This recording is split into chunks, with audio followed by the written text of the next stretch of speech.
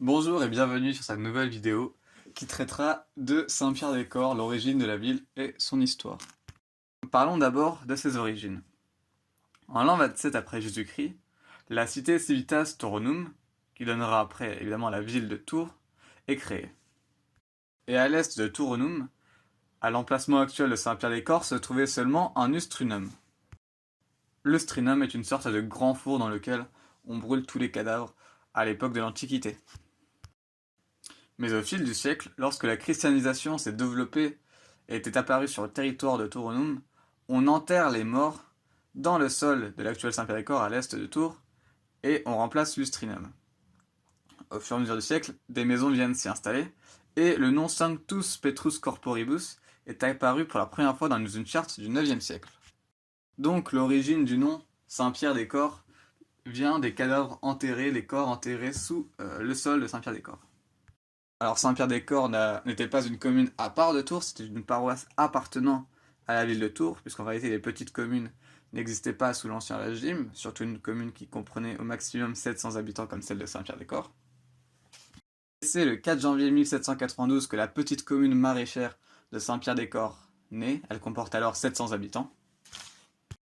Mais elle ne s'appellera que très peu de temps Saint-Pierre-des-Corps, puisque le 19 janvier 1794, ou le tournivoise de l'an 2 selon le calendrier républicain, on décide de remplacer le nom de Saint-Pierre-des-Corps, qui rappelle les cadavres, donc un nom assez sinistre, par la clarté républicaine. Alors c'est l'unique changement de nom que Saint-Pierre-des-Corps connaîtra dans son histoire, et ce changement de nom durera que 10 ans, puisque quand Napoléon bâtit l'Empire français en 1804, le nom de la clarté républicaine disparaît pour redonner place à Saint-Pierre-des-Corps. À partir de 1830, les trains commencent à naître et à se développer, et c'est en 1846 que la ligne Paris-Orléans se développe jusqu'à Tours. Et dans le même esprit de développer les trains de fer en France et de relier toutes les villes à Paris, on décide d'étendre la ligne Paris-Tours pour qu'elle aille jusqu'à Nantes et une autre ligne jusqu'à Bordeaux. Mais la gare de Tours comporte des sérieux inconvénients. En réalité, c'est une petite gare en terminus, c'est-à-dire en cul-de-sac, qui oblige des manœuvres incommodes qui font prendre du retard pour continuer de Paris à Bordeaux. Alors, on réfléchit à un autre projet de construire une autre gare de triage aux alentours de Tours, puisqu'on ne peut pas tout détruire sur Tours, ça aurait été trop coûteux.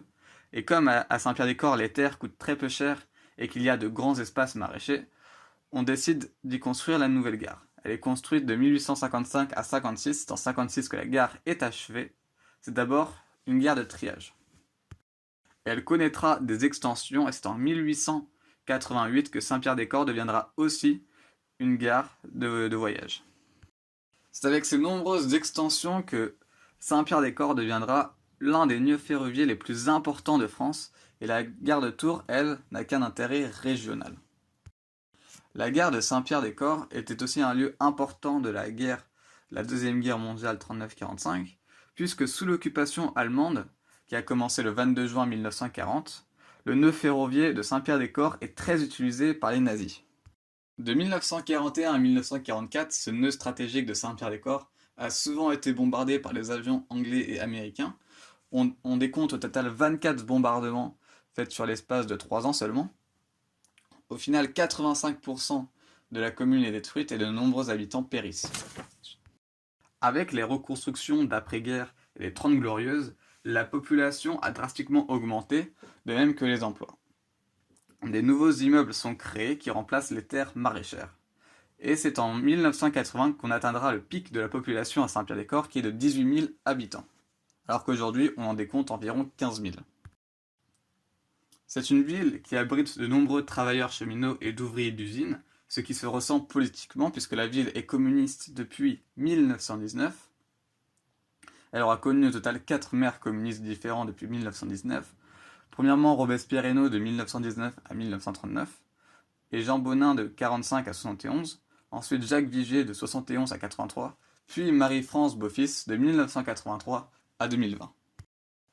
Mais Saint-Pierre-des-Corps a perdu de son empreinte politique communiste, puisque aux élections municipales de 2020, il y a eu seulement 38,9% de votants dans la commune de Saint-Pierre-des-Corps. De plus, c'est la liste de droite menée par Emmanuel François qui se retrouve avec le plus de voix au premier tour des élections 2020. Mais évidemment, compte tenu des circonstances exceptionnelles dans lesquelles ont eu lieu ces municipales, on peut prendre ces résultats avec des pincettes. Voilà, alors c'est la fin de ma vidéo, j'espère que ça vous aura plu.